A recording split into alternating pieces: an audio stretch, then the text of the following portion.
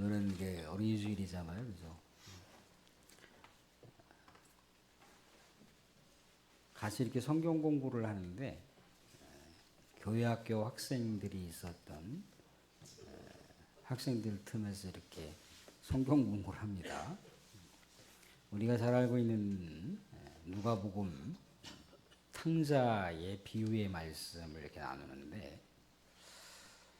작은 아들이 아버지의 유업을 그 재산을 미리 상속받아서, 미리 상속받는다는 건 곧 아버지가 죽었다라고 하는 것을 가정하에 하는 거예요. 그러니까 엄청난 불효인 거죠, 그죠? 그래서 이제 작은 아들이 아버지의 가산 3분의 1을 이제 상속을 미리 받아서 다른 곳에 가서 이렇게 허랑방탕하게 살다가 모든 재산을 탕진을 했어요. 근데 큰아들은 얼마나 고생했겠습니까, 그죠? 아버지의 말씀에 한마디 한마디 불순종하지 않고 늘 언제나 순종하면서 작은 아들하고는 다른 어떤 삶의 모습을 가지고 살았어요. 아버지가 볼 때는 든든하고 또 어머니가 볼 때도 정말 귀하게 그렇게 부모를 복양하면서 열심히 살았단 말이죠.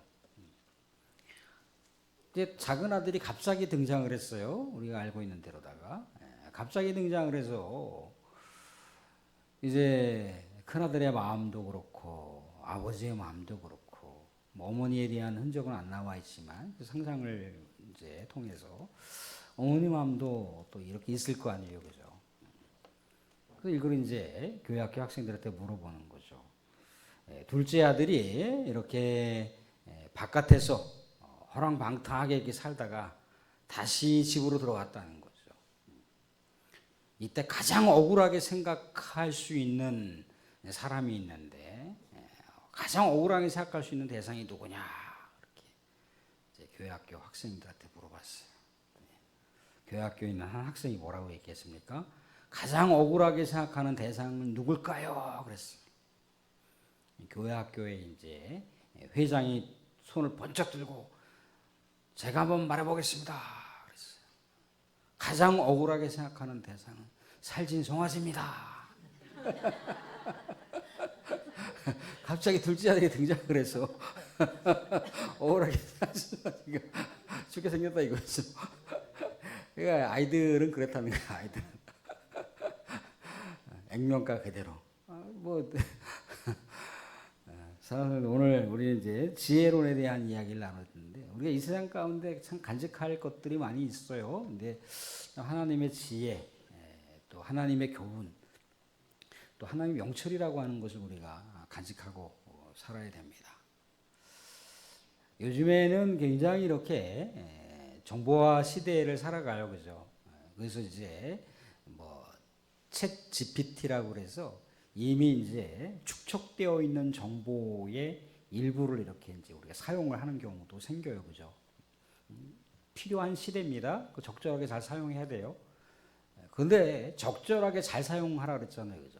근데 잘못 사용하면은 이 정보를 그냥 너무나 방대한 정보를 그냥 생각 없이 주워 담게 되면 어떤 일이 벌어지느냐면, 저는 이렇게 그 목사회에서 이렇게 카톡방이라고 하는 곳에 늘 언제나 그 성실하게 딱 6시 반만 되면 말씀 일부하고 또 큐티 일부하고 또 적용 찬양 일부를 이렇게 보내와요. 그 단체 카톡방에. 그럼 제가 이제 그 캠퍼스라고 하는 그런 이제 이미지로 해갖고 이렇게 저도 이제 보내주는데, 그 말씀 구절과 말씀에 대한 약간의 그 큐티 내용이 있으면 그걸 이렇게 이제 그림으로 컴퓨터 그림으로 보내서 이렇게 만들어서 보내줘요. 그림 하나만 보면 일종의 명화기 때문에 그 그림 한 장을 통해서 이 말씀이 이런 거구나, 이 큐티 내용이 이런 거구나라고 하는 걸 알게 돼요. 근데 어느 날인가는 딱 보내왔는데 내용이 이상한 거예요. 이상하단 말이죠. 이 내용이 왜 이렇지? 왜 내용이 이렇지? 또 어떤 때 또 찬양을 보내왔는데 찬양이 좀 이상해. 알고 보니까 그 찬양이 신천지에서 만든 찬양을 보낸 거야. 이분이 그냥 찬양을 너무 좋다 보니까 그냥 그 방대한 찬양을 고른다고 골라서 취사 선택을 해서 보낸다는 게 그 신천지에서 만든 찬양을 보낸 거예요. 또 이단에서 만든 그 내용의 일부를 이렇게 캡처해 갖고 보낸 거예요. 이런 식의 상황이 되더라는 거죠. 근데 이게 지혜와 명철이 없으면 그 분별할 수가 없어요. 너무나 좋은 내용이고 너무나 은혜되는 내용이라고 하는 것만 생각하면 이게 무분별하게 분별력 없이 그냥 수용을 하게 되는 사태가 생깁니다. 한때 이렇게 그 2000년대 2010년도 전인가요? 2000년대 초반이라고 봐야 되겠죠, 그죠? 그래서 이제 한국에 뭐 레노바데라 그래갖고 뭐 이렇게 영성하는 그런 이제 그 단체들이 막 오죽순 생겼어요, 그죠? 그래서 우리가 한 번씩 들어봄직한 리차드 포스터라고 하는 사람이 이렇게 이제 한국에 있는 대형교회 목회자들하고 이렇게 주축이 돼서 일종의 영성 기관을 만든 거죠. 영성 센터를 만드는 거죠. 그죠? 그 리차드 포스터라고 하는 사람이 원래 본인의 출신이 인디언이잖아요. 그죠? 그러니까 이 신과의 그 합일, 이 범신론이라고 모든 자연 세계가 다 신인 거예요. 그 모든 자연 세계가 신이니까 어디를 가든지 신과의 교제가 가능한 거예요. 그게 인디언들의 삶의 습성이고 삶의 방법이라 이거죠. 그죠? 근데 만약에 그가 그렇게 살았다면은 하나님이 필요 없겠죠. 예수님이 필요 없겠죠. 그죠? 그 리차드 포스터라고 하는 분이 이제 예수님을 알게 됐단 말이죠. 그죠? 예수님이 아니고서는 이것이 안 되는 거구나. 예수님이어야만 하나님께로 갈 수가 있는 것이구나. 예수님을 통해서 모든 자연 세계가 하나님의 피조물이라고 하는 걸 알게 되고 그 피조 세계를 그냥 신으로 아는 게 아니라 그 피조 세계가 하나님의 손길을 통해서 이 땅 가운데 만들어진 아름다운 창조 세계였구나라고 하는 걸 그가 이제 알게 된다 이거죠. 하나님의 지혜라고 하는 건 우리는 늘 언제나 우리의 말과 또 행동과 우리가 선택을 할 때 소소한 것이라 할지라도 늘 언제나 여쭤봐야 돼요. 늘 새로울 수가 있습니다. 작은 선택 속에서도 하나님의 지혜가 우리에게 필요해요. 우리가 알다시피 오늘 이 잠언은 솔로몬의 잠언이에요. 그죠?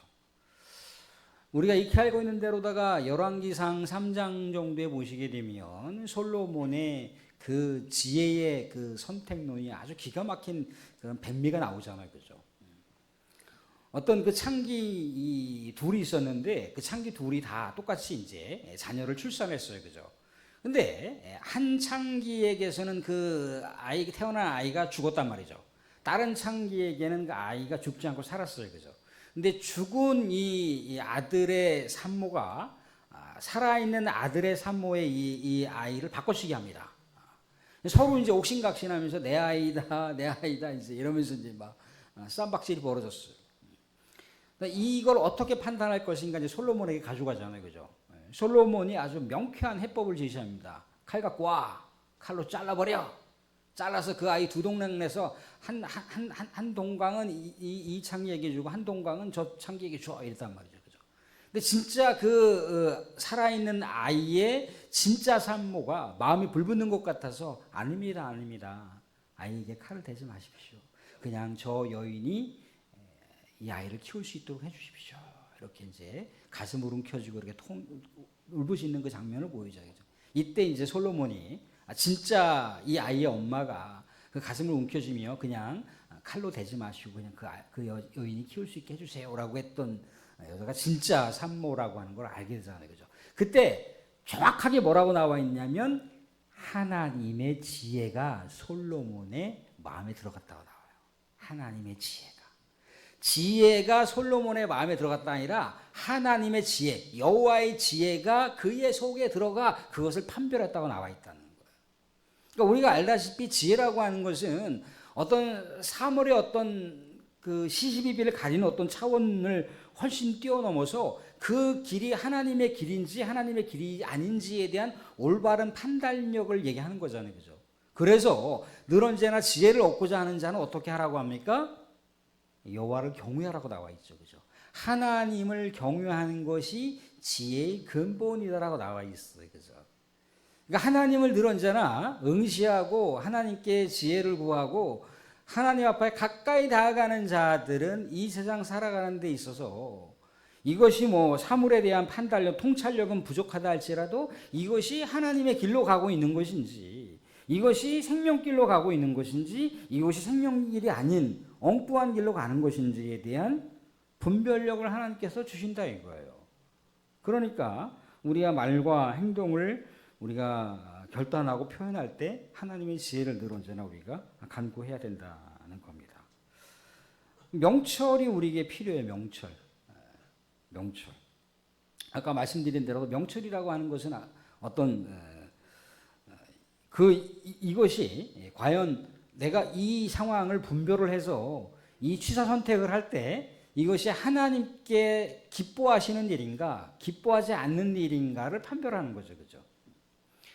사람들 우리 보면은 이게 우리 이렇게 시골에서 좋은 공기 이렇게 우리가 호흡하시다가 도심지에 이렇게 가보게 되면 어떤 느낌 받습니까? 매캐하다는 느낌을 받아요, 그죠?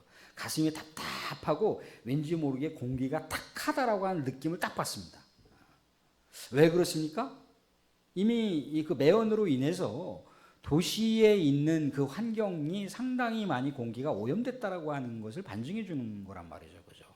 그러니까 좋은 공기에서 좋은 어떤 분위기에서 그렇게 전원 생활을 하다가 도심지에 가게 되면 딱 그런 게 한순간에 느껴진다 이거예요.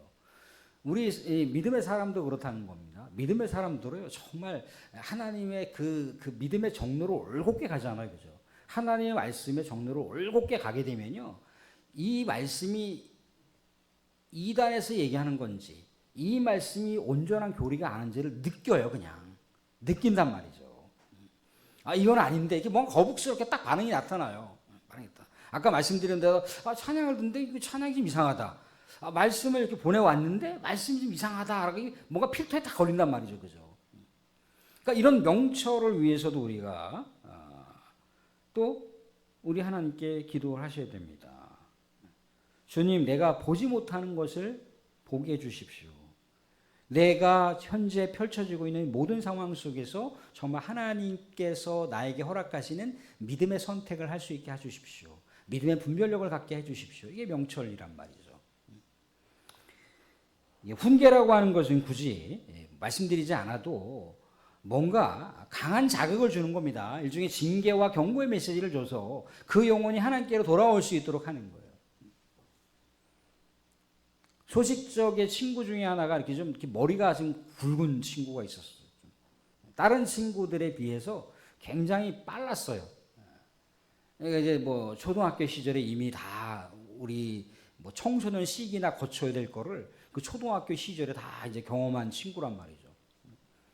늘 언제나 이제 아이들을 괴롭히고 힘들게 하고, 저 아이들을 불러다가 저기 나무 뒤에 가서 후드로 패고, 막 선생님한테 막 그냥 수업 시간에 대놓고 막 반항하고, 여자 선생님한테 막 육두문자 날려가면서 막 이렇게 하고, 함부로 하고, 가출을 그냥 뭐 일삼고, 학교에 그냥 결석하는 거 그냥 1년에 반이나 나올까 말까.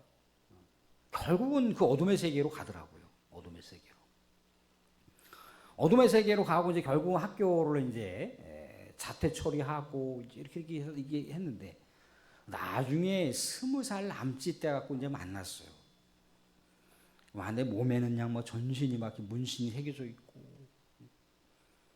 근데 이제 친구들이 이제 아무래도 이제 고향 친구기도 하고 그러니까 친구가 다시 돌아오기를 간절히 소망하면서 이렇게 몇몇 친구들이 좋은 이야기를 이렇게 얘기하는 거예요. 야, 너 이렇게 살다간 너 큰일 난다, 망한다. 이 길이 네 진짜 길이 아닌 것 같다. 너는 정말 순수한 누구누구로 다시 돌아왔으면 좋겠다. 이렇게 아낌없이 그를 정말 품어주는 친구들이 정말 좋은 고견들을 막 얘기를 했어요. 근데 이 친구 눈빛이 달라지는 거예요. 조금씩. 내가 이렇게 살면 안 되겠구나라고 하는 걸 알았는지, 예전에 자기가 중학교 때 그냥 노상 붙들고 후드로 패고 그랬던 애들한테 찾아가갖고 눈물 흘리면서 미안하다고, 내가 예전에 너에게 그렇게 못 살게 굴었던 거 미안하다고, 친구야 나 버리지 말아달라고. 근데 최근에는 어떻게 살고 있냐면 그렇게 자기가 후드로 패고 그랬던 애들하고 정말 가까이 아주 절친하게 그렇게 생활하면서 개과천선하는 그런 삶을 살아가고 있습니다. 훈계라고 하는 것은 그렇습니다. 사랑하는 사람에게 뭔가 중요한 어떤 경고의 메시지를 준다는 것. 이렇게 살면 안 되잖아라고 하는 것은 그 영혼이 미워서가 아니라 그 영혼에게 복수하기 위한 것이 아니고 정말 그 영혼이 돌아오기를 간절히 소망하는 것.